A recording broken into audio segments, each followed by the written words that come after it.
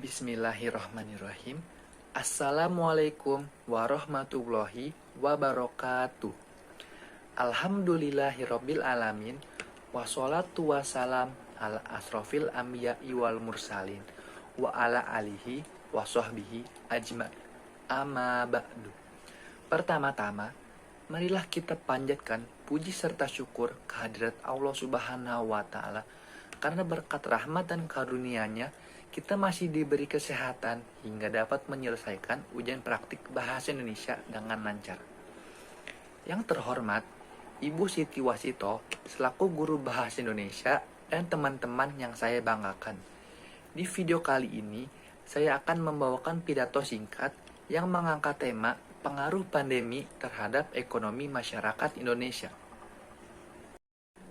Krisis ekonomi global akibat wabah virus corona atau pandemi COVID-19, kegiatan logistik, pariwisata, dan perdagangan merupakan sektor yang memperoleh dampak besar dari wabah virus corona.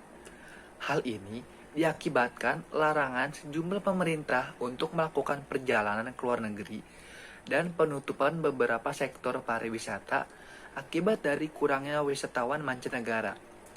Dampak sektor perdagangan khususnya ekspor dan impor, serta bahan baku dan barang modal menyebabkan produksi turun, barang langka, dan harga barang terus meningkat, sehingga dapat menimbulkan inflasi. Kenaikan harga barang yang disertai penghasilan yang menurun merupakan kondisi yang sangat fatal bagi bangsa Indonesia. Sebagian bahan baku untuk industri di Indonesia sendiri masih dipasok dari negara Cina, yang mengalami kendala produksi akibat karantina di sejumlah daerah untuk membendung pandemi COVID-19. Ini menjadi sesuatu yang luar biasa. Tidak terlepas dari peran teknologi komunikasi, tingkat persebaran informasi yang cepat menimbulkan kepanikan yang dahsyat di masyarakat luas. Dampaknya dapat membuat perilaku masyarakat berubah. Kepanikan tersebut salah satunya dapat mengakibatkan ketimpangan antara permintaan dan penawaran. Saat ini, ekonomi global sedang mengalami krisis ekonomi akibat pandemi COVID-19. Nilai tukar rupiah juga terhadap dolar saat ini sedang melemah.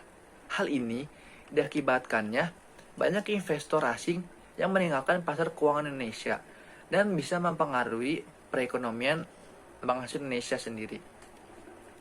Wabah COVID-19 ini bukan hanya sekedar penyakit yang mempengaruhi kesehatan, tetapi wabah COVID-19 ini mempengaruhi dampak secara ekonomi.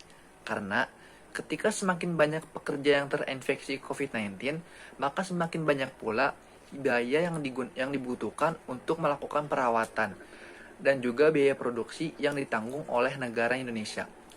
Risiko terhadap kesehatan semakin tinggi dan secara ekonomi akan mempengaruhi pada tingkat produktivitas biaya perawatan yang tinggi. Akibatnya, banyak yang terdampak. Dibutuhkan penanganan yang serius dan kebijakan yang tegas dan tepat sasaran untuk menyelesaikan krisis ekonomi ini. Seruan untuk dilakukannya social distancing mempunyai dampak yang tidak sekedar menjauhkan hubungan fisik manusia, tetapi mengganggu perekonomian masyarakat.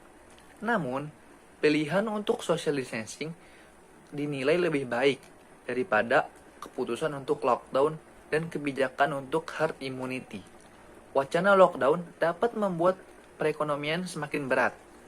Tingkat konsumsi melemah, yang mempengaruhi beberapa indikator penopang ekonomi. Pasokan bahan pangan dan kebutuhan yang menurun dapat mengakibatkan harga barang akan naik. Hal ini akan menimbulkan kelangkaan barang yang akhirnya akan memicu keresahan sosial. Untuk mendorong pertumbuhan ekonomi agar tetap berjalan di tengah krisis ekonomi akibat wabah COVID-19, pemerintah telah mengeluarkan stimulus yang terangkum ke dalam 3 stimulus, yaitu stimulus fiskal, non-fiskal, serta sektor ekonomi.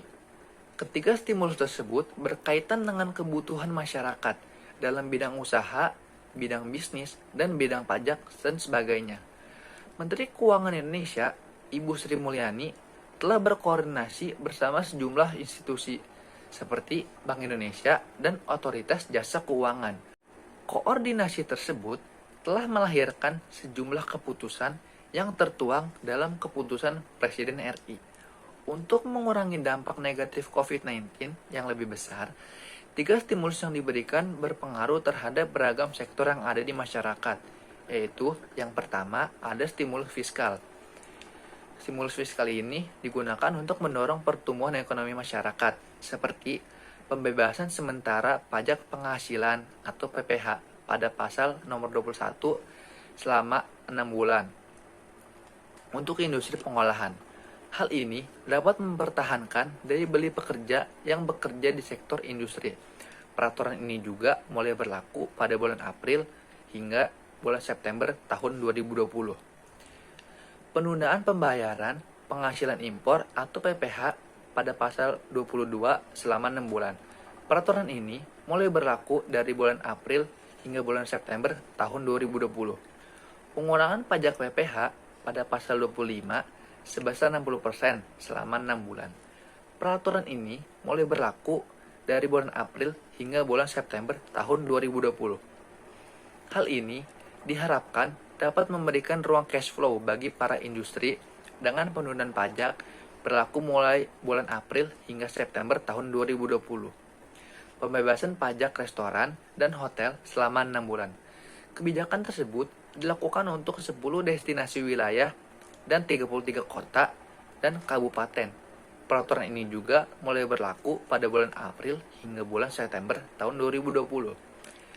Percepatan penyaluran untuk bantuan sosial, subsidi untuk perumahan masyarakat, serta implementasi kartu pekerja, diskon tiket penerbangan hingga 50% untuk setiap kursi, untuk setiap 25 kursi bagi pesawat dan dari menuju 10 tempat wisata utama. Asuransi serta santunan bagi para tenaga medis yang menangani pasien-pasien yang terjangkit wabah virus COVID-19. Relaksasi restitusi untuk pajak penambahan nilai atau PPN dipercepat selama 6 bulan. Hal ini juga diharapkan dapat membantu likuiditas perusahaan dampak dari pandemi COVID-19. Lalu, yang kedua, ada stimulus non-fiskal yang berkaitan dengan ekspor dan impor. Stimulus non-fiskal dikeluarkan oleh pemerintah dengan harapan dapat membantu kegiatan ekspor dan impor di tengah wabah virus COVID-19, seperti percepatan proses ekspor dan impor bagi para pelaku usaha yang memiliki reputasi baik. Proses percepatan ekspor impor dengan National Logistic System. Penyederhanaan atau pengurangan larangan terbatas untuk kegiatan ekspor sehingga dapat membuat kegiatan ekspor berjalan dengan lancar dan meningkatkan daya saing ekspor. Penyederhanaan atau pengurangan larangan terbatas bagi impor bagi perusahaan yang berstatus sebagai produk pangan yang strategis, produsen dan komoditi hortikultura, obat, bahan obat, dan makanan. Lalu, yang ketiga, ada stimulus untuk sektor keuangan. Sejumlah stimulus telah dikeluarkan untuk membantu sektor ekonomi, seperti Otoritas Jasa Keuangan mengeluarkan relaksasi atau kelonggaran bagi para emiten untuk melakukan buyback saham tanpa melalui mekanisme rapat umum pemegang saham. Relaksasi pembayaran untuk iuran program jaminan sosial pada tenaga kerja yang bekerja di sektor yang terdampak pada COVID-19. Ketentuan Bank Indonesia untuk underlying transaksi bagi para investor asing diperluas, sehingga mampu memberikan alternatif untuk melindungi nilai kurs rupiah. Penurunan pada suku bunga acuan Indonesia 50 BPS dan giro wajib minimum rupiah valuta asing.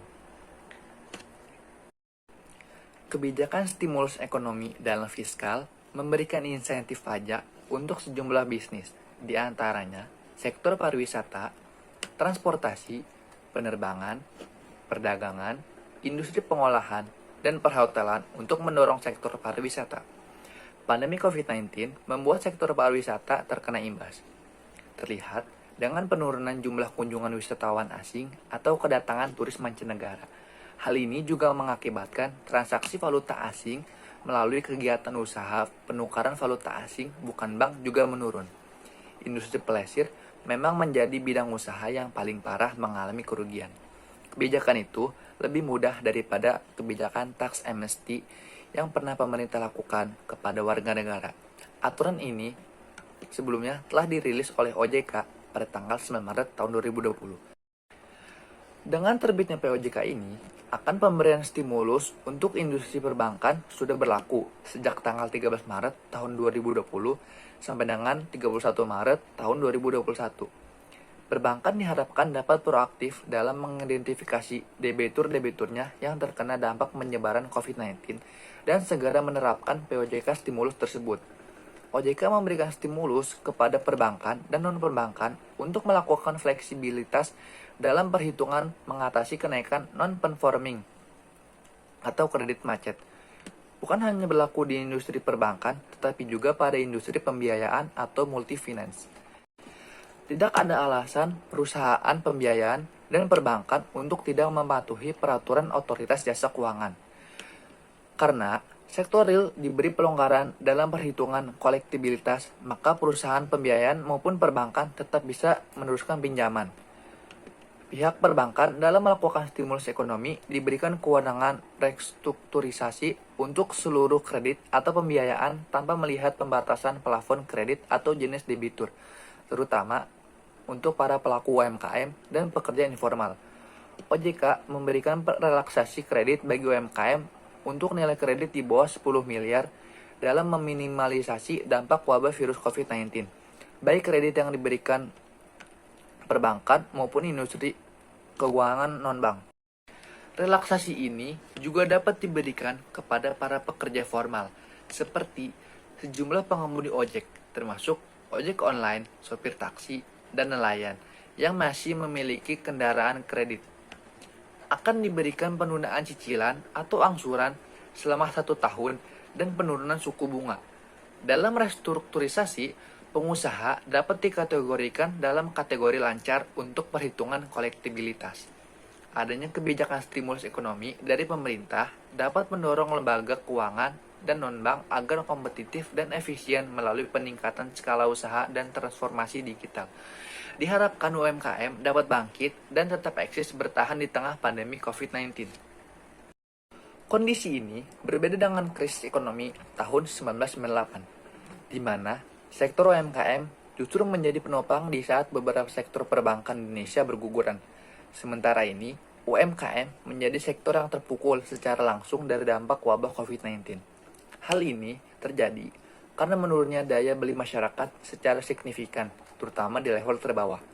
Dalam kondisi seperti ini, semua negara akan melakukan relaksasi dalam stimulus ekonomi, relaksasi anggaran pada sektor kesehatan, pasokan pangan, dan daya beli masyarakat. Pembiayaan dialihkan untuk pengadaan perlengkapan dan alat penanggungan wabah serta pembiayaan penelitian yang fokus menemukan antivirus. Relokasi anggaran juga diberikan untuk menjaga ketersediaan bahan pokok kebutuhan pangan masyarakat yang mengalami peningkatan akibat panic buying atau kepanikan masyarakat. Juga memberikan bantuan untuk peningkatan masyarakat dalam memenuhi kebutuhan hidup. Stimulus pendanaan dalam rangka peningkatan produksi dalam negeri sektor pertanian. Pada kondisi saat ini, kebutuhan akan makanan akan gizi dan nutrisi yang baik seperti sayur-sayuran dan buah-buahan mengalami peningkatan permintaan. Selama ini, Indonesia impor untuk memenuhi permintaan terhadap komoditi ini. Relaksasi kredit sebagai stimulus fiskal untuk mendorong produksi manufaktur di mana banyak terdapat lapangan pekerjaan. Ini secara langsung memberikan pendapatan bagi pekerja yang terdampak. Stimulus ekonomi yang perlu dimaksimalkan adalah kebijakan moneter dan makroprudensial melalui penurunan tingkat suku bunga dan menjaga stabilitas nilai tukar rupiah. Pembatasan penyebaran informasi negatif dan hoaks menjadi langkah yang penting untuk diambil dalam menjaga kepercayaan publik dan juga memperkuat ketahanan yang berimplikasi pada stabilitas harga dan ketersediaan kebutuhan masyarakat. Mungkin dengan adanya wabah virus corona atau pandemi COVID-19 ini mendudukan kita kepada posisi yang tidak prima. Namun, dalam setiap krisis yang mengikuti, selalu ada peluang yang mengikutinya. Kita sedang berada dalam kondisi yang tidak mudah. Tetap berpikir positif dan optimis sebagai mengatasi musuh terbesar masyarakat, yaitu ketakutan dan juga kepanikan. Mari kita ikuti aturan pemerintah, jaga jarak dan di rumah saja. Sekian pidato singkat dari saya. Apabila ada salah-salah kata, mohon dimaafkan. Wabillahi taufiq walhidayah. Wassalamualaikum warahmatullahi wabarakatuh.